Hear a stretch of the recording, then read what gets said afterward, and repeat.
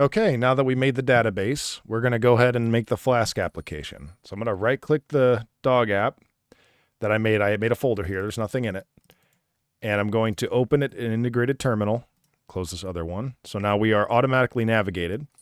And I'm going to do the normal setup. Mine will say it's already installed, but I want to go through it for anybody who wants the whole process. Pip install Flask. Already installed, but yours would say installing. Pip install pip env. Already satisfied. Now there's one more we need to install in order to use .env files. So I'm going to go ahead and do that now. What it is pip install, just like before. But we're going to do python dash .dotenv dot environments. And it's going to say it's already satisfied, but that's how you would install that. We're going to get to what that does in a little bit, but it's important that you do that. It'll make running Flask and setting environment variables externally instead of in the application easier. So everything's installed. Inside here, we're going to make the server.py like we always have. And we're going to do the normal setup. So from Flask, import Flask. Fair enough. App equals Flask __ name __. That's saying that this file is the host for Flask to run. Now, underneath it, we need a basic route, app.route, and we're going to do the root folder. I'm going to define a function underneath for this decorator, and we're going to just index. Index is simple.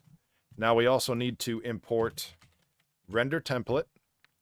So we're going to return render template, and we're going to do index.html. Just like that. So this is the raw root. This is actually all we need to start Flask. Once I show you the other steps, it'll make more sense, but this is actually all you need.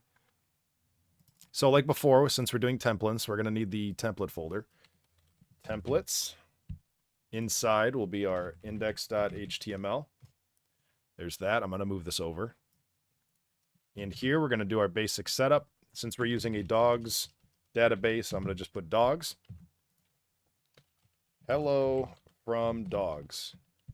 This guarantees that it's going to work. When we see hello from dogs, I'm going to auto format just to make it look better. From this point, I'm going to also set up CSS. I'm not planning on doing any CSS much, just enough to make it less nasty looking, but we're not going to go too heavy in the styles. That's kind of outside the point. So we do a static folder. This is really to set up for anybody who may be confused about this part.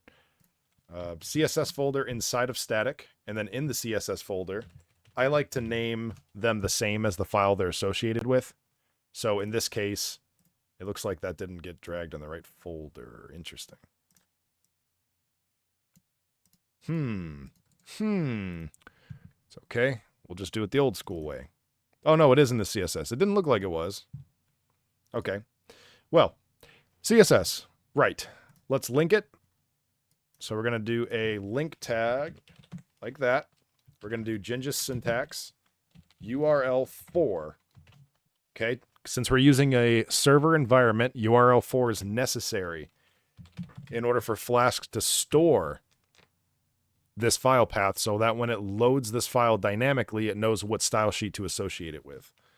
Second parameter is file name equals, and then inside here we do our directory path, so CSS. Static is implied with the static thing that we did in the first. And then we just do index.css, just like that. I formatted it, so now it looks a little easier to read. So this is all set up. Inside here, if I did everything has the color of red, we should see the text red, hello from dogs, when we boot it. I'm sorry for the random motorcycle outside. He's very excited to be on his motorcycle today. So how do we load this if we don't have that if main equals name thing and app.run? And how do we start debug mode without that? Well, we're going to work on that now. The .environment thing that we installed is very important. What we need to do, I'm going to close a few of these, is inside here, the main folder, we're going to literally create a file called .env, period env. You can see that it actually got an icon that looks like some controls or settings, because that's what it's for. Inside here, we can actually specify our environment variables outside of our Python file. This is good. This is actually a step in a few of the assignments, so it's good to know it. There's a few here that are important to know. One is Flask app equals. This is the actual root file. Normally, Flask is looking for an app.py, but we're naming it server.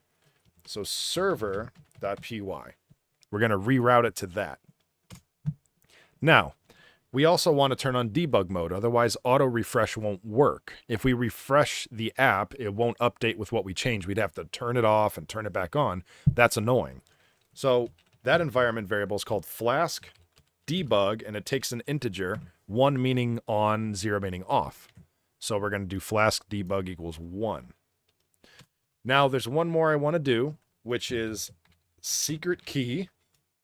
That one is so that we can appropriately do post requests. Without a secret key, it will give us an error saying that no valid secret key was found or something like that. So I'm going to do this is so secret. So there's our environment variable setup. I'm going to drag this down here just so that we can get a reference for it up here. So now we need to import the ability to use these environment variables because it doesn't know we have to import .environment. So from .env, import load.env. That is actually a function. We're importing a function directly. And underneath here, we want to literally type load.env. It automatically did the parentheses. It knows it's a function. So now we've loaded the environment. So now what this does is I'm going to start my environment using pip envid shell. And notice right there, loading.env environment variables. It actually found them. What this allows us to do now is just type Flask run. And it launches it directly from server py without me having to directly specify the file. Flask run automatically works. Pip environment picked up on this environment variable, and it found Flask app, which is a known environment variable, and launched it directly from server.py, and then all this other stuff Flask took care of.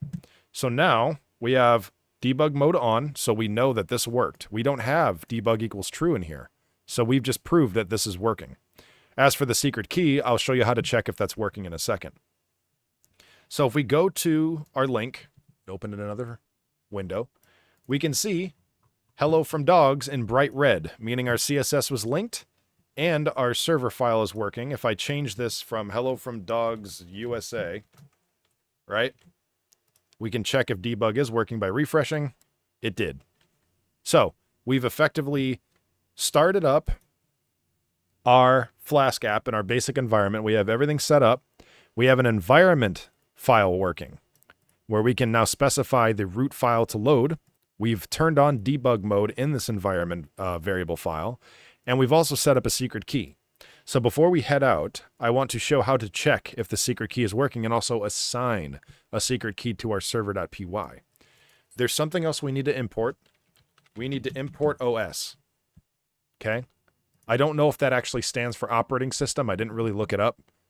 But we need to import that library in order to use the secret key. So in order to assign a secret key to Flask through OS, we have to do app.secretKey, like this, secret underscore key equals OS dot environ, ENVIRON dot get, and then the name of the key that we specified, in this case, secret key as a string. So if I do secret key like that, we've assigned this app's secret key to the environment variable that we set in this file. It should say this is so secret. If we want to check, we can print this same statement here. Or maybe we can, I don't know if you can even print secret key directly, but let's see if it worked. There it is. This is so secret. Right in the console from printing app.secretKey. Well, I think that's kind of counterproductive that you can just do that, but I'm sure there's some security or something when the app is live. I think because we're in a development environment, I'm hoping that isn't just the easiest way to grab a secret key, but we've proved that it's working. So we put it in the environment file, and we've assigned it to the app, which now means we can make post requests, but it's not defined in the server.py. It's external. We can keep all our environment variables together.